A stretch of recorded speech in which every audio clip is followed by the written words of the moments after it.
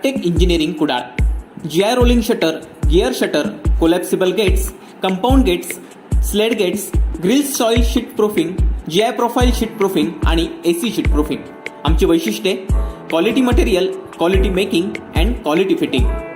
आमच्याकडे अत्याधुनिक यंत्रसामुग्रीच्या सहाय्यानं सर्व प्रकारची औद्योगिक तसेच घरगुती फॅब्रिकेशनची कामं करून मिळतील.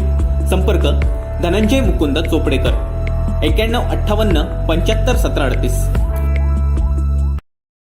सध्या निवडणुकीची रणधुमाळी दणक्यात सुरू असताना राष्ट्रपती पदासाठी जय्यत तयारी चालू आहे. राष्ट्रपती पदासाठी रणांगणात कोण उतरणार या संदर्भात सध्या चांगलेच वेध लागले आहेत. अशात राजकीय वर्तुळात शरद पवारांच्या नावाची चर्चा सुरू आहे. दरम्यान मी राष्ट्रपती पदाच्या रेसमध्ये नाही असं शरद पवारांनी म्हटलंय. यावर आता निलेश राणे यांनी टीका केली आहे. पवार साहेब पराभवाच्या भीतीने माघार घेतला ते बरं झालं. मुख्यमंत्री म्हणतीलच तुम्ही आमचे राष्ट्रपती.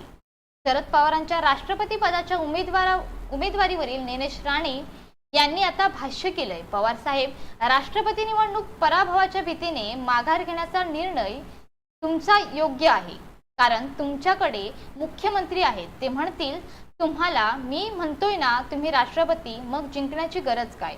आजपासून तुम्ही राष्ट्रपती या आशयाचं ट्विट निलेश राणे यांनी केलंय. दरम्यान राष्ट्रपती पदाच्या निवडणुकीसाठी भाजपला तोडीस तोड उत्तर देण्यासाठी स्वतः ममता बॅनर्जी यांनी पुढाकार घेतलाय.